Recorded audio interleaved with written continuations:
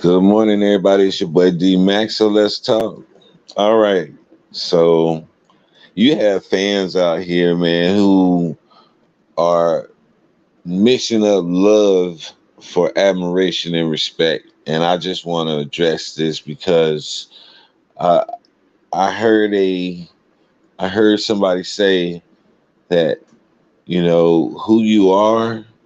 I've always respected you for it, but I never loved you for it. And that got me to thinking. I was like, wow. But there's a lot of people out here who call themselves fans, which is short for fanatic. And not saying that everybody who's a fan of somebody is a fanatic or just extreme. I'm just saying that's the derivative of that word. But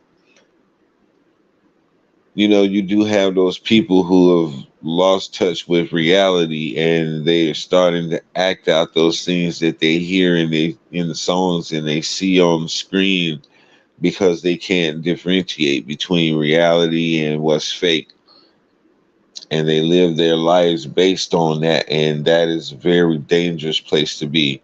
And we have some entertainers out here who are very transparent and they're very selective about what type of roles they play because they don't want to be painted in a certain narrative.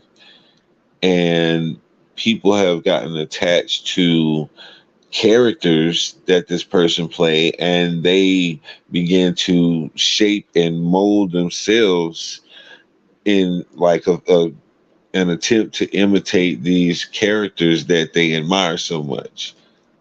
And this is where people start crossing the line in their mentality and in the whole psychological standpoint. They begin to see themselves as something that they're not. And I'm not saying that this is everybody, because everybody adopts to a certain type of imagery. We all have adopted to a certain type of style, men and women alike. As guys, there's certain guys that are in the entertainment industry that have a sense of fashion that we adapt to and that we like, and we will often imitate and go get those things, especially if we're the same stature as that dude and that we think that'll look good on us. So we do these things on a regular, something common. It's not like it's a weird thing or nothing, but I'm just saying that some people take it to the extreme to where they pattern their whole entire behavior, their way of thinking is the way that this person would think, and they imitate everything that this person puts forth in an image. But the problem is that it's just that, an image. It's not really that person. It's what that person is paid to project to his audience. And so when they get confused like this, man, it causes a lot of problems in life. It causes a lot of problems in relationships. And we have to get a grasp on these things and be able to explain to these people that, this is not reality. We often see where the stars will have stalkers, people who are literally trying to take their life because they've blurred the lines of reality and one of those movie roles or a video that they saw where the person was doing something that goes against whatever that person believes in. And so we do have some mentally unstable people out here who fall victim as well to this imagery, because yeah, they are the perpetrators and they're the ones who are initiating the aggression towards these stars and these entertainers. But the imagery is so powerful, and them having access to this type of imagery is not taken into consideration when these images are put out and people are having such easy access to it. These things are considered small prices to pay for the overall capital that's going to be gained off of this image that's being pushed. And so they will say, we'll chalk it up will take that loss on that end, but they're not the ones who feel that. They're not the ones who have to personally go through that. And so when these stars are terrified to come out of their homes and they're terrified to come into public because that person said they're going to snipe them, and all of these different instances of terror in these people's lives that is produced by the fact that someone cannot someone is actually mixing up love for what should be only admiration and respect. When I was coming up, there's so many different people on television that I admired and I respected and I looked up to in a sense. The things that they said made sense to me, but that's only because those things fell in line with the things that my dad was telling me and the things that my mom was telling me. That's why I gravitated towards it, because there was a sense of relatability and familiarity with it. And it lined up with what was being imparted into me through my family. And so when we have this understanding, then we can take those people who we consider heroes, like the Martin Luther Kings and the Malcolm X's and um, all of the different people that we consider in a high position of honor in our communities and in our society. We can separate them from the real heroes and the real people who are making real impacts in our lives on a daily basis in real time. There's a separation between that. There are people that I see on TV, and the image that they put forth, so like I'll say a, who can I say? Denzel Washington or Morgan Freeman. These are fairly respected, reputable men in the entertainment industry who always, for the most part, been seen in a positive light. And so they work very hard to cast that positive image for black men to see, young black men to see, and I appreciate that about them. But I also know and understand that that is not the only side or image of that person.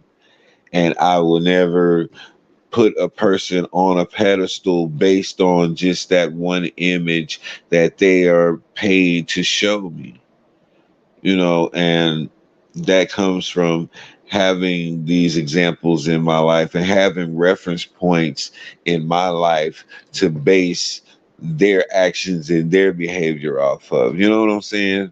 So it's basically a system of teaching and a system of knowledge based on the culture that you come up through. And people who have this understanding, man, they tend to forget that some people don't. Some people do not have the ability to differentiate. Some people do not have the ability to say that I admire you for you having the ability to do something that brings me delight or pleasure. And I respect you for that and I admire you for that, but I'm still going to hold you to the same standard that I would hold anybody else to, regardless of my feeling for you in that area.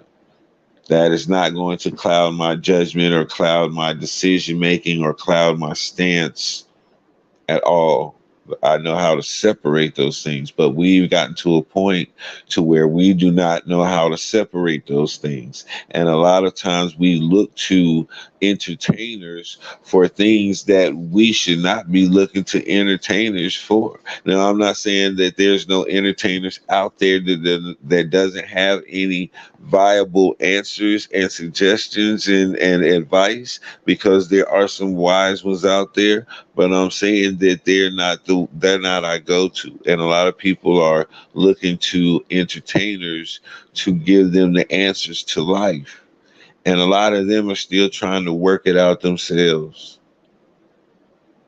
And I'm saying from the oldest to the youngest, from the most widely known all the way down to the very up and coming. Everybody's trying to figure it out. Nobody knows nothing. But we hold people in such high regard based on their ability to bring us pleasure that we begin to value their outside mindset and other things that any otherwise, if that person didn't have that ability, we would not even know who they are. We would not bother to know who they are.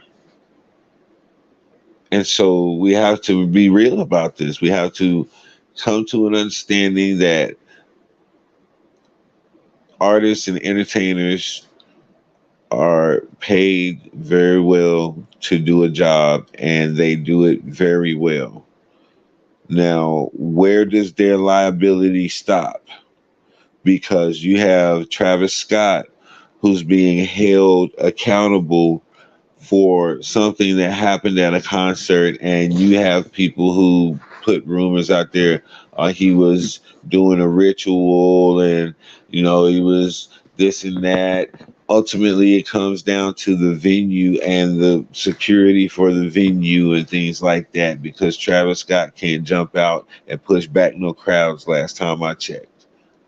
But we're holding him responsible for something that was out of his control ultimately. And, you know, whose fault, who had a role to play, who contributed, who didn't do what, who did do what. All of that is debatable, and it's going to be argued until people just forget about it. But ultimately, it comes down to this: if you are a fan of someone, if you admire an artist for his or her ability to do something, you have to be able to separate what that artist does from who they really are in life. And you really have to tally up the cost of projecting the image that that artist is paid to project. Because at the end of the day, when that artist or that person is finished acting like that image that they putting out there, they get to go to their safety, and they get to really be them in the privacy of their own homes and in the privacy of their people. But you're still stuck out here with that image that they just put out there for you to imitate and to mock, that is going to put you in a position of danger. And you're stuck out there with it, and you don't have that safe haven to go to like they do when they finish acting. So you got to take these things into consideration whenever you take on that image of that rapper, when you take on the image of that actor, whenever you take on the image of whatever person in high standing that you choose to imitate. You got to be sure that you want to take on everything that comes with that. Are you willing to take on the criticism? Are you willing to take on the ridicule? Are you willing to take on the people who don't understand, so they're gonna make up something to try to make it make sense? Are you willing to take on all of that? You have to be able to. But we also have to be able to separate the priorities in our lives. Entertainers are paid to entertain, and I'm not saying that they don't have a voice and they don't have a mind to speak, but they do that accordingly, and they don't do that as the character. They address that off screen on interviews. That's why they do the interviews, and now they're able to freely go on podcasts and start their own podcasts and really, really stress to you how they truly feel and who they really are. And so now you have an opportunity to separate the characters from the actual person and their actual views. And some people, that would be a risky thing to do, because a lot of their views, when people find out that, wow, I didn't know that he was a Republican, or I didn't know he was a Democrat. Well, this whole time I've been enjoying it, and now you're going to start to look at that person different. And that's why a lot of times they kind of tread lightly on those topics whenever they have a lot to lose. But if you're one of those stars who have a shred of, you know, individualism, then they might say something here and there, and they'll get a few endorsements pulled, and they'll have a few things taken away to make them fall back in line and quiet down a little bit. Then they'll go back to the regular status quo agenda that they're paid handsomely to push. And so we, as the fathers and the mothers and the aunts and the uncles, we have to be able to explain to our kids while they're little kids, when they babies and they starting to be able to recite the songs, when they start to be able to sing the whole entire song of that artist off the radio. We have to start explaining to them the difference then, because we don't want them patterning themselves out of the wrong person, because they're opening themselves up to everything that that image represents. And do we really want to wish that on our babies? Do we really want our babies to have to go through all of the stuff the NBA young boy go through? For real? Do we want our babies to have to go through any other things that Cardi B and Nicki Minaj and Lil Kim and all of these sisters went through? Do you really want our daughters to have to go through that? So, we have to be mindful of who our children are patterning themselves after. And we have to give them an understanding of the character and the real person, so that they can have an informed decision to make about who they tend to imitate and pick up their behavior from. Because we can't be naive and think that our children are just going to admire us as parents so much that they not going to admire nobody else and pick up their qualities just like they do ours. Come on, let's be honest. Let's be real. Our kids are influenced by this world. Stop it. So only thing we can really do is guide them and give them understanding so that they can make decisions based on, you know, knowledge. All right, I know what I'm doing. I know what this person is about. So if I choose to take on these qualities, I choose to imitate this stuff, I know what I'm bringing on myself. We have to equip them in their minds more than anything now. That's the key right now. Equipping them in their minds, how they think, how they put together, how they fix problems, problem solving. We have to instill that in our kids much more now than any other time in this world, because they falling victim to being fooled into acting out stuff that actors are doing. This is a very low point, man. This is a very low mental vibration for us as a people. So let's up this vibration for our people, man, and save our children through explaining things. Taking the time to thoroughly explain it to where they have no choice but to understand, and they can't say that they don't understand, because we're making sure that they do. And now they have a decision to make based on their understanding, or based on the understanding that we pass along to them. Now, sometimes our understanding may be incorrect, and they may have something to teach us. And that's why it's so vital for us to have these interactions, but we got to have them. And so that's all I'm saying, man. We have fans out here who are mistaking the word love for what should really just be respect and admiration. To all of our actresses and actors, to all of our musicians, to all of our comedians, to everybody in the entertainment industry, I respect all of you. I admire every last one of you. Yeah, that's pretty much it, man. This is your boy D Mac. Y'all know what I say. Sticks and stones can break your bones, but the word can always heal you. I'm out.